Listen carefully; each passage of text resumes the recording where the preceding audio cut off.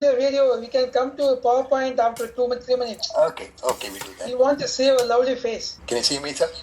No, I'm not. Oh, good. I'm saying you're good. Excellent. How are you? Very good, sir. Doing well. Yeah. Saying you after a long, long time. That's right. It's been years. That's right. Oh, more than that. Good. Yeah. I don't see much difference of what I have seen and what I'm seeing you now. So maybe a little bit healthier and fatter, maybe. Maybe. Good. Good. Yes, sir. Hi, Kevin. Good to see you. We can start the session now. Good morning, sir. Good to see you as well, sir. Good to see you. Yeah. Let me start with a brief introduction about unofficial introduction, not official. Suresh, we take privilege in inviting you our special PMI 2020 session. It's a celebratory session of the PMI. We are happy to have you this day, and we welcome you to this session. And Suresh, now I will ask for the formal introduction to the student by Aparna. Then you can take the session on. You can go 45 minutes and leave 10-15 minutes for the students to interact. I think within 1 hour we can close the session. Have a nice and wonderful session, Suresh. Thank you, Doctor. Thank you. Okay. Good, Aparna. You can go ahead, Aparna. Mr. Suresh Vembu, Director and Corporate Secretary at PT-AKR Corporato, TBK, West Java, Indonesia. Mr. Suresh was appointed as Director of PT-AKR Corporato, TBK in May 2009. Joining AKR in 2004, he has served in various capacities in the finance organization. He has worked in large corporate groups in Indonesia from 1995 until 2004, and in India worked with 3M India prior to moving to Indonesia. Mr. Suresh has also played a key role in his corporate act, including rights issue in 2004 and 2010. He has led teams involved in the development of Indonesian manufacturing subsidiary to the India. Welcome, sir, to our Silver Jubilee talk. The dais is all yours. Thank you, Dr. Ravichandran. Thank you, Aparna, and also Kevin. And thank you all for joining this session today. It gives me great privilege and also honor to be part of this August Institute and spend some time discussing and also exchanging some of my thoughts regarding the topic that has been given to me today. As was introduced, maybe I will try to share my slides and take the presentation from there. I hope my slides are visible. Okay, so I would like to introduce myself. My name is Suresh Vembu. I'm a chartered accountant by qualification. Like was introduced, I spent my initial years in India working for various Indian companies, the last one being 3M in Bangalore, before I moved to Indonesia more than 2 decades ago. I'm now the Director and Corporate Secretary of a large Indonesian listed company, PT-AKR Corporato TBK. And basically, I would like to introduce a little bit about my company and give a background of what we do in Indonesia. So AKR Corporato is one of the leading logistics and supply chain companies in Indonesia. Primarily, we distribute petroleum and chemical products to industrial customers. This company has been in existence for more than 60 years. So you would see how long this company has been in existence. And we also now, entering new markets as retail, petroleum. We are also going into aviation fuels along with British Petroleum or BP. We also are a very entrepreneurial company in the sense that we keep expanding our business lines in the core business activities. But on top of it, we also always look at, ensuring our relationship with our stakeholders and delivering on our expectations. The company is listed in the Indonesian Stock Exchange and also on the various indices in the global markets. So I'm part of the very diverse and very experienced board of directors.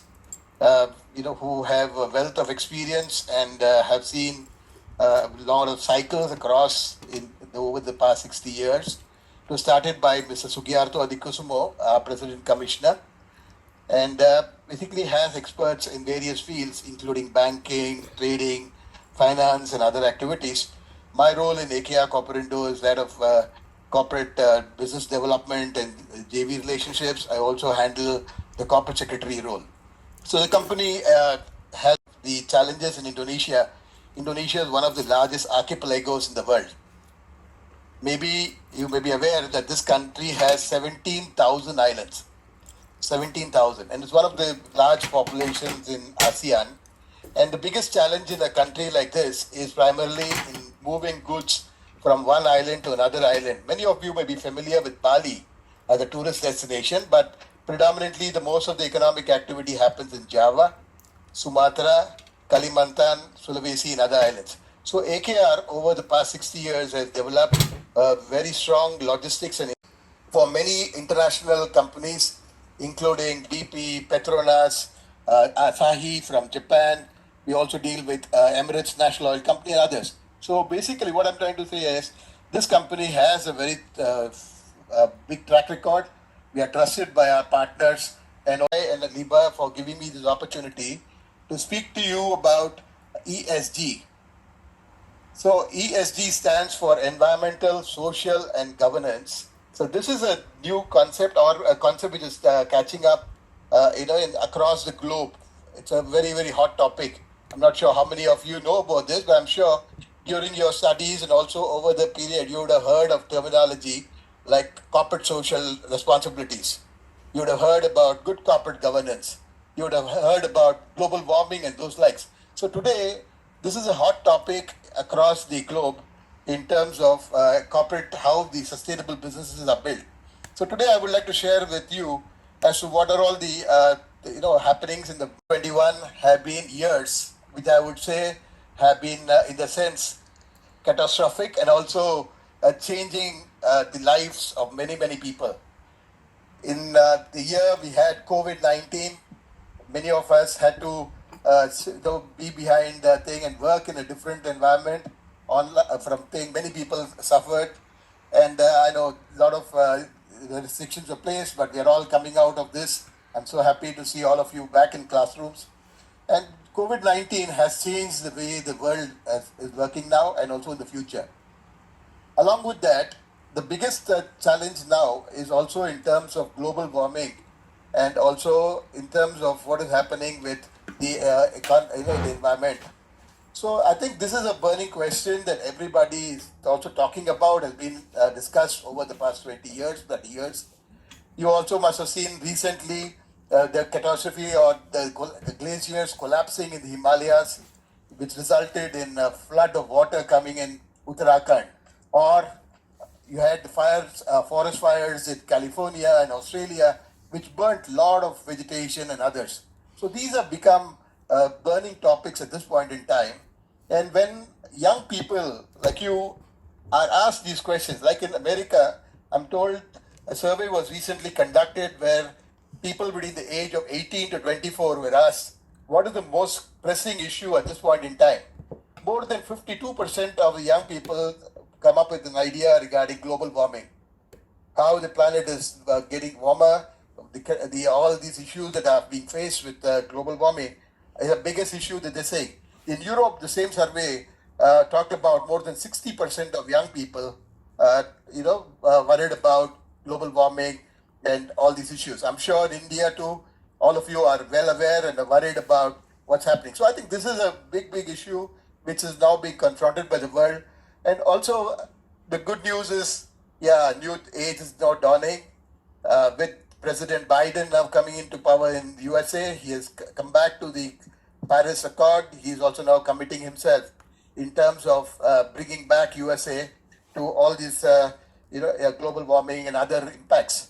Also, they have also come up with vaccines. I'm sure all of you are waiting to get your vaccination done. So vaccines will now change the world, will also get back to normalcy. Prime Minister Modi is also putting a lot of emphasis in India regarding renewables. I see that they are talking about 175 gigawatts of power being generated from renewables. So I think governments across the world are now focusing on how to get back their economies which have been shattered and also develop the economies going forward in a green manner, in a manner which will be sustainable and also bring benefits to the future generations.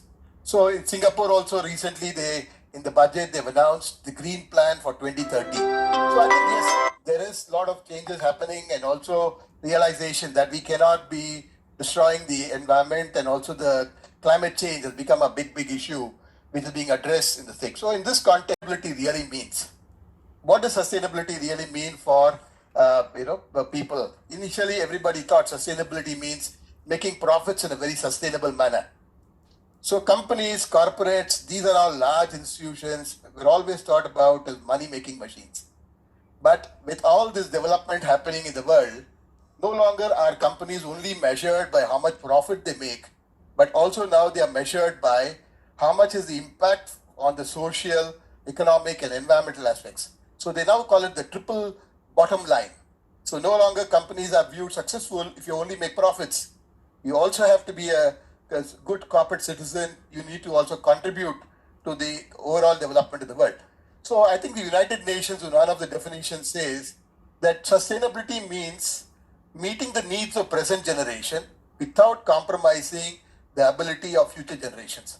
That's why I think more than 53% or 60% of the young people now view these issues very seriously, because they don't want their futures to be compromised just because the current generation is not taking care of the various aspects. Secondly, I think if you see it, now more and more companies have to build their business operations in a manner in order to ensure that the long-term availability of resources.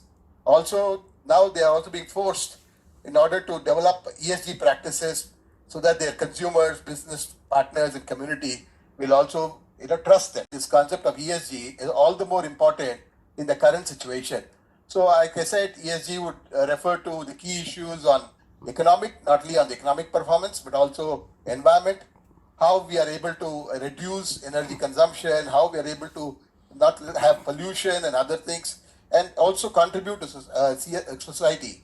Also in terms of how we enable diversity in our organization. I'll talk about these things. And also governance. So you see, this concept is now much more broader than what it was earlier. Than just talking about profit, we're now looking at other aspects too. I will cover these aspects in the next couple of slides.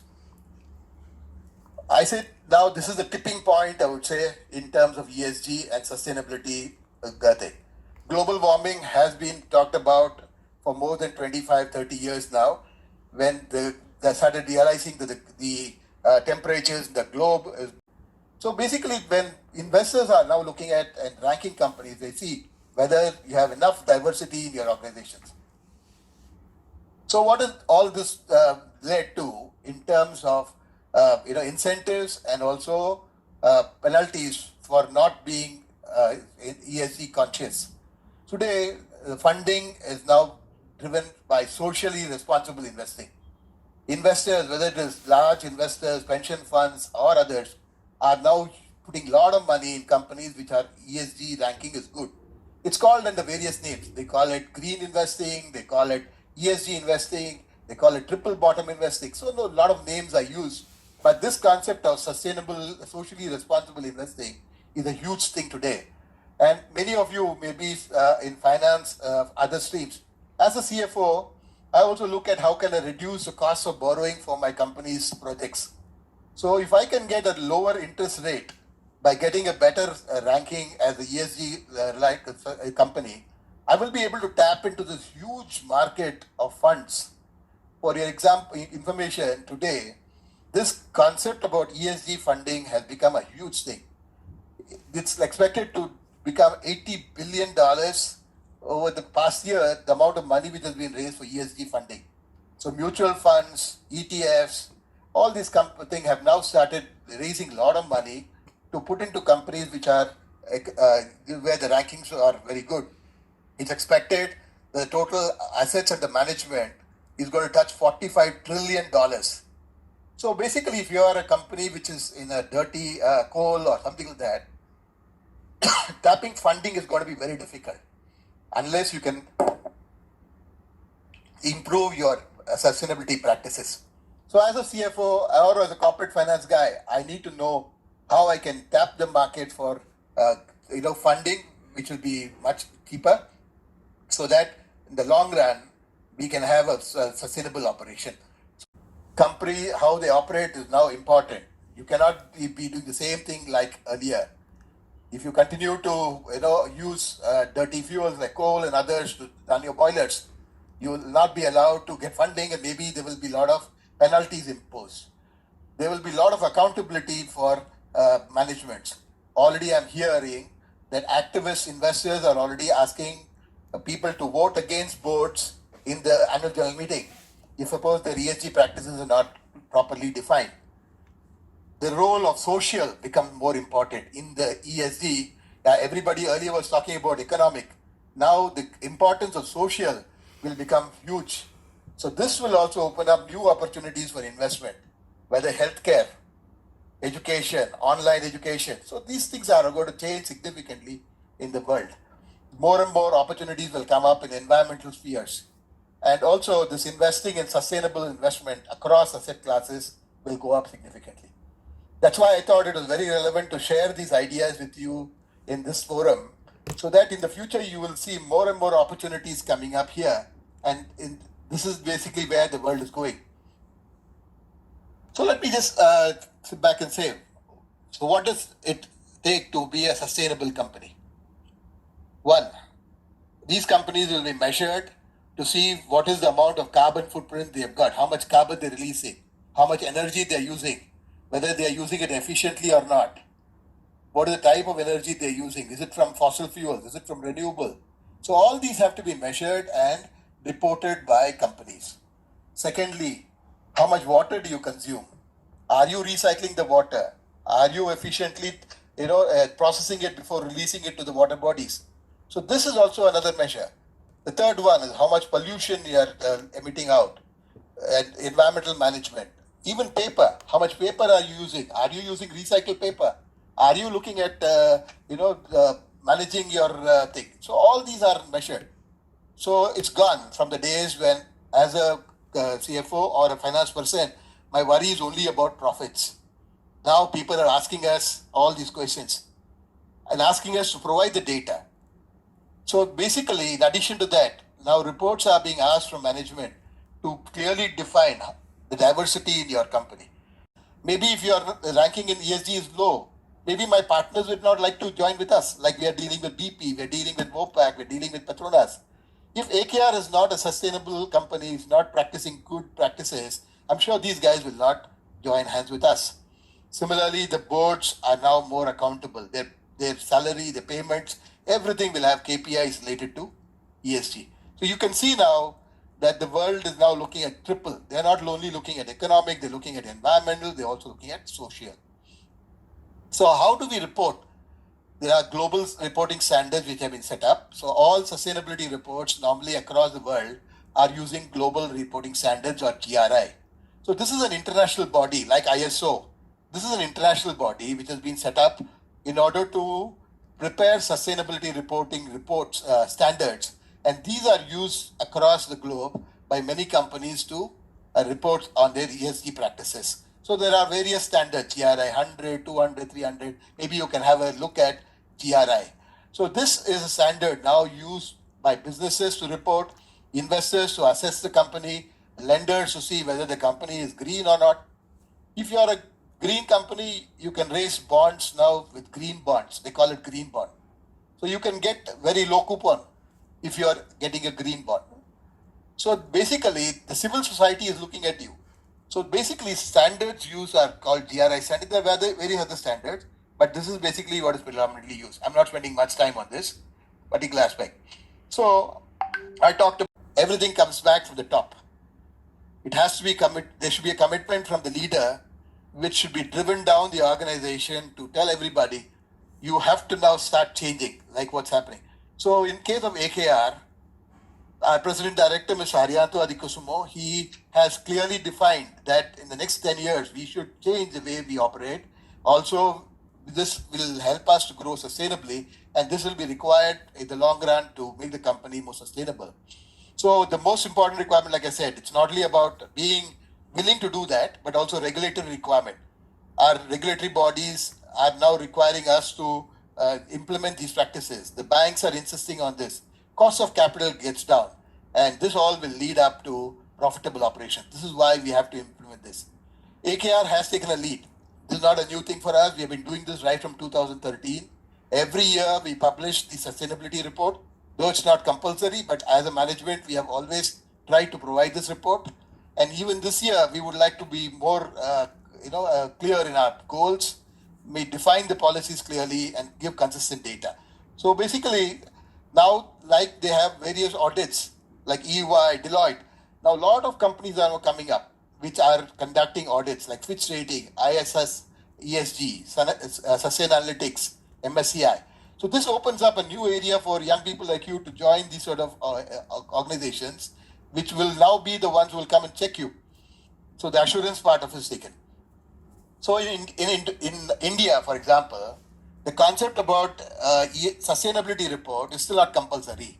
But I read that from 2015, the top 500 listed companies in the exchange are required to prepare business responsibility reports. I've given you links of some of these reports.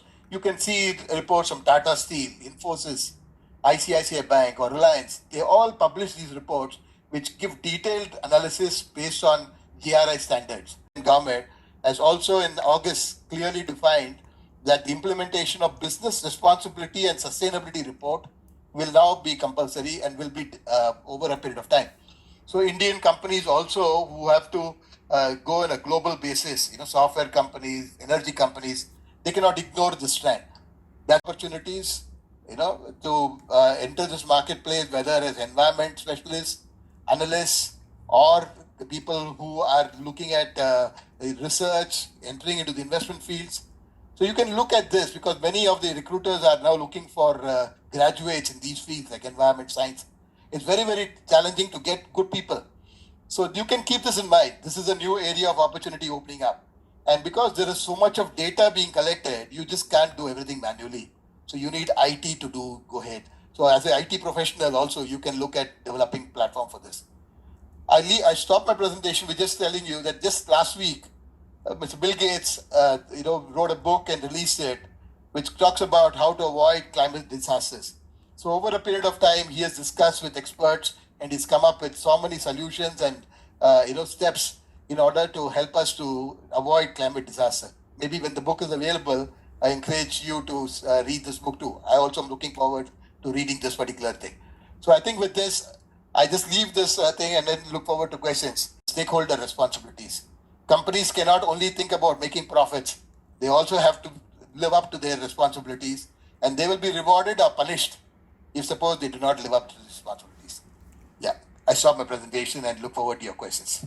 You can close the PowerPoint presentation. Yeah, good.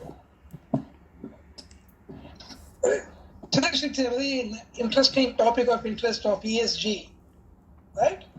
Tell me, to fit into the ESG, what type of people are required? Is it your finance people or technical people or MBA? Moving forward, you said 500 companies listed, right? I understand what you say. To take ESG, environmental, social governance, is a mix of technical, finance, governance, etc. Who is the right fit to head the ESG moving forward? Yeah.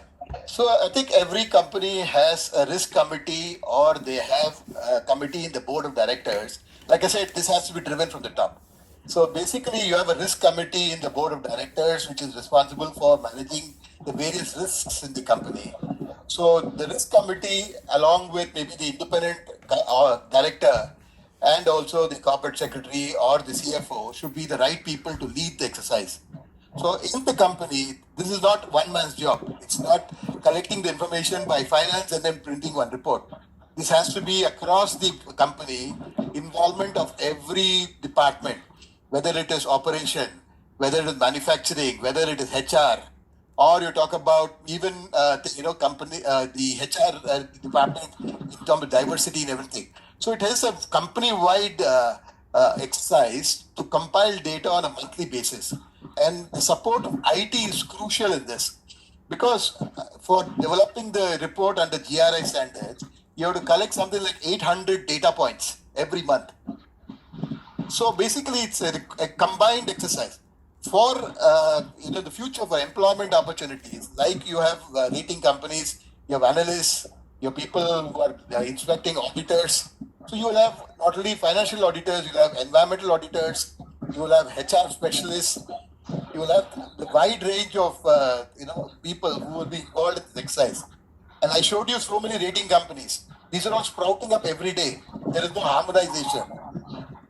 So in the future, there will be a requirement for a lot of specialists in this area, and will open up a lot of job opportunities also for young people. Important now that the curriculum should also talk about because even I was thinking about sustainability in the past is sustainable operation. That my company has been there for 60 years, I will be sustainable for another 40 years. No longer. The concept has now become much broader and more encompasses not only economics or environmental aspect, it also includes the sustainability and also governance. Everything is part of it. So I think in terms of whether it is company secretary or it is finance or it is in terms of the operation, ESG becomes very important and should be studied in more detail. Like I said, this is an evolving aspect, evolving subject. So a lot of the standards are coming up. There's no harmonization. So I think institutions like yours will play a big part in harmonizing and developing a standard for this. It was a kind of business excellence and good governance. It was focusing more on the quality. Right? I could say by taking extension of what it was, ESG is going to have more on environmental and social and governance all put together, right? You're right. So the quality, while is predominantly important for the corporate and companies, what do you think about sustainability? Which is sustainability, quality are complementary, or which is ranking better in terms of corporates? I think, a company cannot be away from the society. We are all here as an institution to serve society and make our money or grow under a particular ecosystem, which is revolving around what we do and how we are contributing to the overall society. So if you are not going in line with what society wants, what young people want, and basically in the past, people were not so confident about global warming and all that stuff. Today, no. If you talk about companies like BP today, they don't want to call themselves petroleum companies anymore. They are all transforming themselves into new avatar, which talks about new age technologies where they want to be relevant. So sustainability today cannot be without looking at ESG. Today, if you are a coal company, you will not be in the business if suppose coal is not used. So I think for the future growth and also sustainable operation, they have to transform themselves. Like I said, 2020 is a very big game changer. After this, I'm sure every country in the world before 2030, they are planning that they will completely revamp the way that we work across in governments, in public society, in companies, in way we work. And young people are leading the charge now, especially with all these happenings. So it's not about not only making money. You have to make money, but you have to make money in a manner that it is not causing pollution, it is not destroying the environment, and also you are involving everybody. It's not only the one set of people who are to benefit. Everybody has to benefit. And governance is very key. Board of directors will now be asked questions about this. Say, Suresh, in terms of governance, we are aware in India for the last one decade or even 15 years about governance. Unfortunately, the ESG doesn't have much impact or awareness among the people. Correct. What we talk governance, yes, it is have an impact. But if you take ESG per se, most of the people are unaware of what is ESG. Correct. They don't know. Even, so, yeah, you're right. So you're right. Basically, even 5 years ago, people were not serious. Exactly. So what I could gather from the presentation of yours, to have a good placement for the MBA students moving forward, the business school should also focus on ESG to fit in right products from the business school to fit into the corporates. Ultimately, raw material is from the business school. Agree. I think it's a good topic of interest in today's context. because of climatic change, global warming, so on taking place. Yeah. I think ESG is going to be the future in terms of better job opportunities. I could say that. Yes. Yes. So basically, I just take a simple example of the auto industry, which is a big industry in Chennai. Today, most of the vehicles produced are all the internal combustion engines running on petrol or diesel. In 5 years, 10 years, this whole industry will transform into electric vehicles. It will change completely with battery technologies and everything. So basically, the funding for all these projects will come in from these banks and others who are now mandated to only lend to these sort of companies. So basically, if suppose a management student coming out today, tomorrow is running a company, if he is still working according to the old way of working, I think I'm going to be in a product which is going to be outdated in 5 years. It doesn't make sense. So he has to look at the new technologies and also the renewables and others which are coming in big way. Like our Prime Minister is now, putting so much of emphasis on solar. The cost of solar energy has come down so drastically in India that he's also trying to reduce the fossil fuels usage of coal and diesel and other things. So when MBA students tomorrow are going and becoming leaders, thinking about companies, they should look at these changes and trends. So it's good to imbibe them right away into their curriculum. So they start thinking. They have invested on electrical buses in 1,800 crores as a basic one last week. Yeah. They are converting all the buses into electrical buses. They started a unit in Andhra Pradesh. Yes. I think everybody is now going for the better environment, looking at what could be the kind of no carbon, something like that. Yeah. Good. I have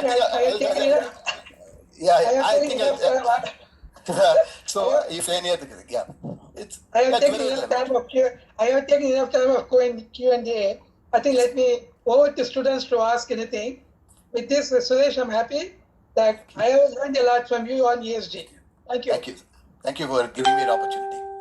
Yeah, and I think students can now participate with Suresh.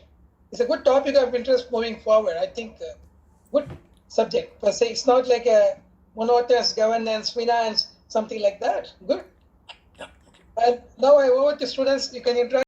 Sir, when it comes to ESG investment, we consider cryptocurrency as one of the options. Sorry, I could not get your question. Sir, when it comes to ESG investment, would you consider cryptocurrencies as one of the options? Can you help? I could not get the last part of the question. I got it regarding Cryptocurrency. Bitcoin is as one of the options for ESG investment. Bitcoins. You're talking about Bitcoins. Yes, sir.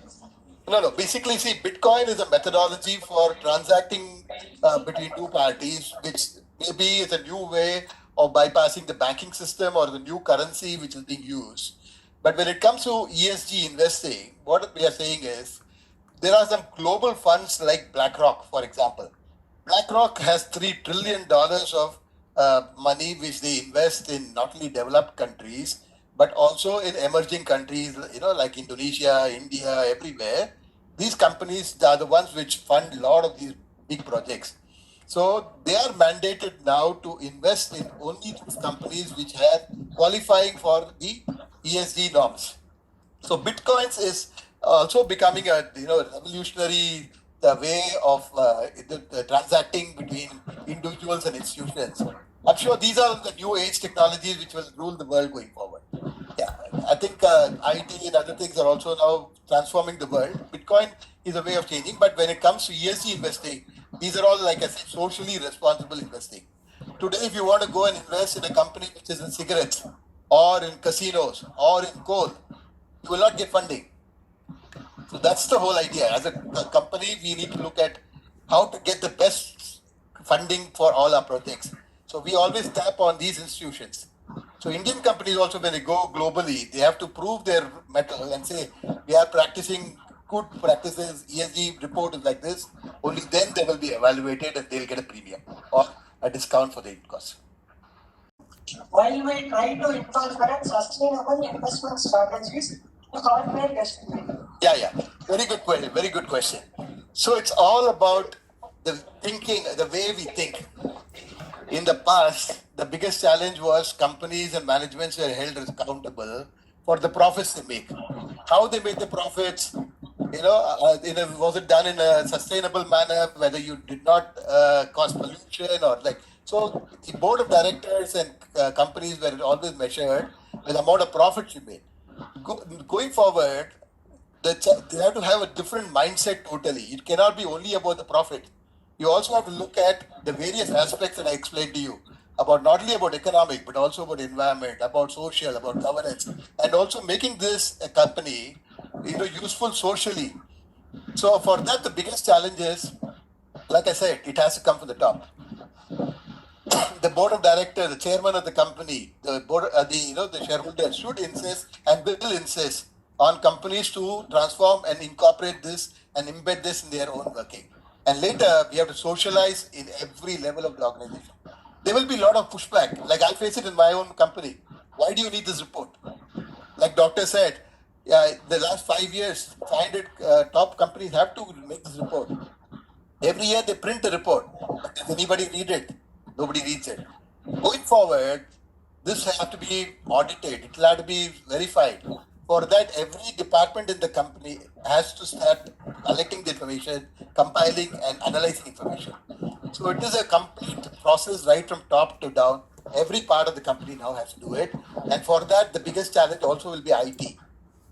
If you are collecting 800, 900 data points every month from various organizations, and your company has got 50 subsidiaries, you need IT for that.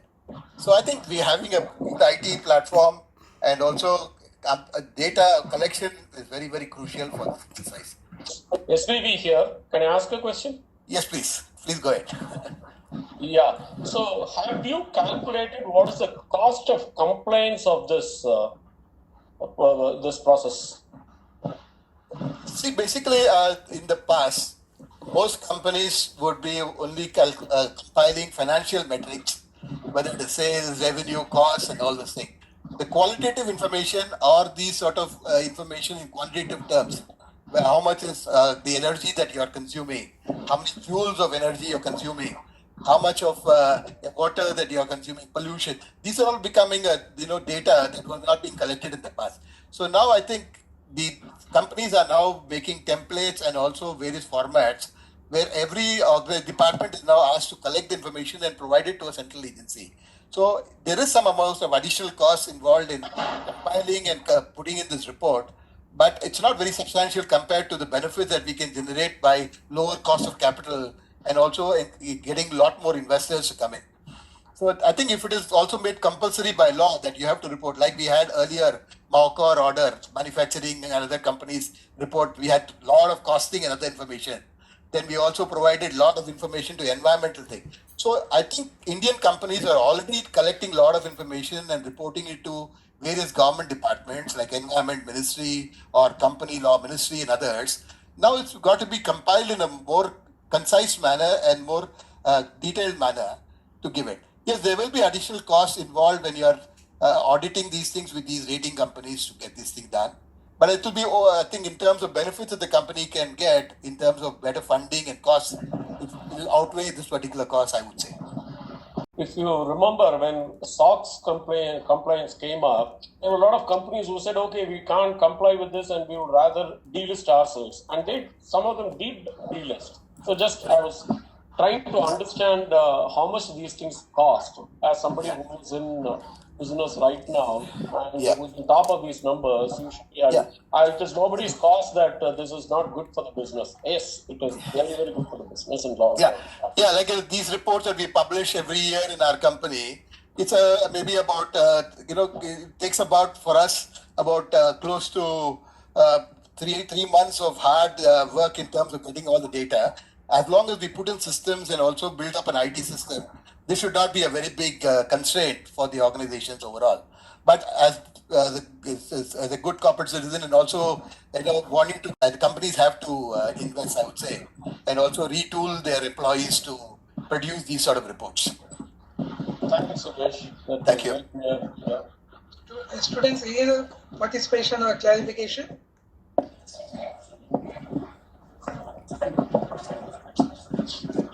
Good. Like, I just want to add, Companies Act already has, from 2016 required boards to form committees for CSR. So all these have already been there. I think with this sustainability report and ESG concept now coming and being formalized manner like this, I think we'll have to retool ourselves to put this information in a more comprehensible manner in line with standard like GRI. So that is where it is. So I think we can study more. There are a lot of standards coming up which will have to be analyzed and studied for. Yeah. Is there any indirect or direct connection with the rising prices of petrol and diesel and encouraging use of sustainable energy? Yeah, very good question. Like I said, you see in the past, when power was generated from coal or from diesel or for fuel oil, it used to cost anything between 8 cents to 10 cents per kilowatt hour. Today, the cost of generation of electricity from solar is just about 2.5 cents to 3 cents per kilowatt hour. If I were to I need to translate that in rupees. So basically, the cost of generation of power has come down significantly from the time when we were using these fuel, whether you're talking about petroleum products or other compared to today when we are generating power using solar, wind, and in the future other greener technologies. So today the cost of petrol in India has gone up significantly. It will continue to rise because one, it's a resource which is very limited and controlled by they.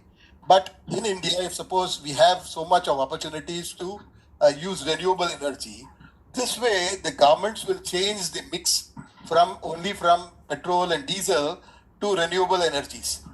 And in the future, a lot of palm oil and plant-based also will come, and biomass will be converted into fuel energy. So all this will change a big way. And again, as we always see now, electric vehicles. Doctor just mentioned that number of buses going electric.